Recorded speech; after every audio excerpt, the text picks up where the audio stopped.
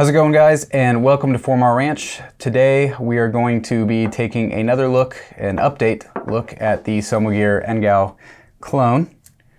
So although this is an airsoft toy, you guys seem to be very interested in it, and I promised in the initial review that I would give you guys updates, so staying true to my word, plus the comment section has really been asking for this. So here we have it, just giving you a quick look now that it has some use. A little bit of wear and tear. I feel like that's kind of to be expected because the finish on this is not anodized, it is painted, so it does kind of scratch off. Unfortunately or fortunately, depending on if you like the way that looks, I kind of like the worn look. Personal preference. So there you have it. In the initial testing, we tried a number of calibers on this to see if we could get it to lose 0, and we did some measuring of the lasers, and I wanted to follow up on that. So if you've seen the initial review, this sheet may look kind of familiar to you because we had these 3 groups here where I essentially lined up the visible laser and then tried my best not to move the unit at all, and then marked where the IR laser was going to be, just so I can see how aligned or how poor the alignment potentially was. What we learned is that the vertical alignment is actually equidistant as the laser diode, so there is technically no offset there. But you can see there's a horizontal offset and there's not a horizontal offset on the laser diode. So what does this mean? Well, first of all, the good news is that you notice these patterns look very similar. These were done at different round counts. So these 3 were at 600 rounds and the final one was at 800 rounds. I only did 1 because the pattern is essentially the same. So I called that good. So the good news is the pattern isn't changing. As the round count increases, it's not drifting further and further, meaning that one of the diodes is potentially coming loose with use. So that's the good news there. The news that is what it is that there is an offset, and it's roughly 3/8 of an inch center to center at 12 yards, which now that is equivalent to about 3.1 MOA at 100 yards. So roughly a 3-inch offset as that diverges further away at 100 yards. For those that think that's not acceptable, first of all, if you've used night vision devices with IR lasers, there's a little bit of bloom. I don't think a 3-inch difference is going to be perceivable to the user's eye, especially at further ranges. For those that still think that's not okay, I leave you with this quick food for thought. Let's say you go ahead and make your IR laser, you line it up with your night vision compatible optic at 100 yards, so let's assume it's perfectly aligned. Well, again, that 3-inch offset that you would potentially see at 100 yards is going to decrease as you get closer. And in my humble opinion, even with how absolutely ridiculously bright this laser is, first of all, this is in front of a bright studio light. You may appreciate this a little more, just how much light is actually bouncing around. In my humble opinion, you're not going to see that probably much further than 50 yards in full sunlight. So I would say it's not super usable at further distances anyways. But within that, especially within 50 yards where it is actually usable, you're going to have less than 1.5 inches offset. And to me, that's good enough. To each their own. Again, just sharing actual quantifiable data points so that you can draw your own conclusions on the Somogear NGAL. Now, speaking of quantifiable data points, this handy little guy is actually a laser power meter. So I'll go ahead and flick it on for you real quick, just so you can see how it works. It's going to be picking up some of the output of the white light that is currently on it. But you can see as I shine that laser, it's going to detect a power output. Granted, it needs a conversion factor depending on the wavelength of light. It is not calibrated for green, but there are conversions. So I tested both the Viz laser, kind of like what you just saw, as well as the IR laser and illuminator to then give you guys what I'm getting ready to display on the screen as the metered power outputs for the different modes on this unit.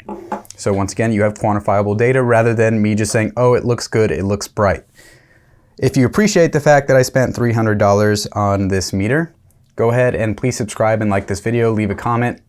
Anything you can do to make the YouTube algorithm appreciate this video and circulate it to where I can maybe make my money back on this meter would be greatly appreciated. And speaking of appreciation, I do want to give a quick shout out to 2 different companies that help support this kind of content. The first being Armorsight, because without them, I wouldn't have the ability to see in the dark and tell you how well this thing performs. And the other being Stand One Armory, because without them, I wouldn't have had enough freedom seeds to properly reliability test this unit. So big shout out to those 2 companies. The good news is, for those that are worried about the stats that are currently on the Somogear website, they have changed over time to have been reduced. I don't think you need to worry about those stats being overly accurate, and I'll just leave it at that. Covering the last item of interest is going to be the mount. This is the only handguard that I had that was potentially a little undersized and didn't play nicely with the mount.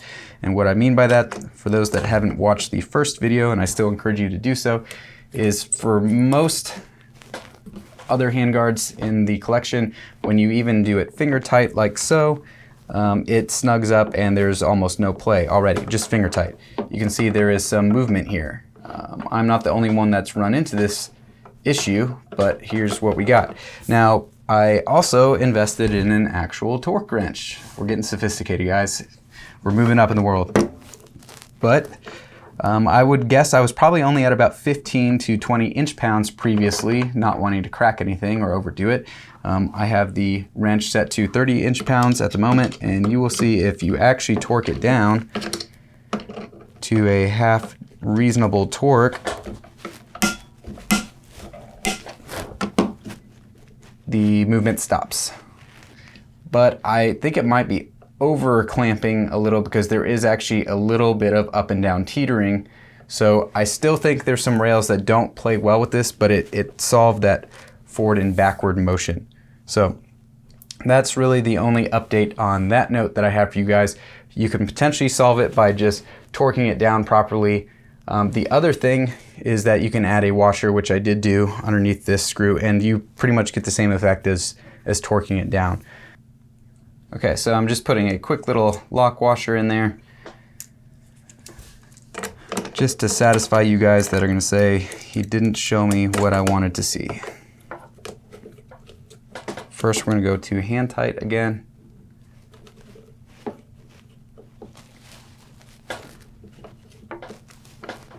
I'd say roughly the same amount of plays without the washer, but we'll go ahead and take it to 30 inch-pounds again.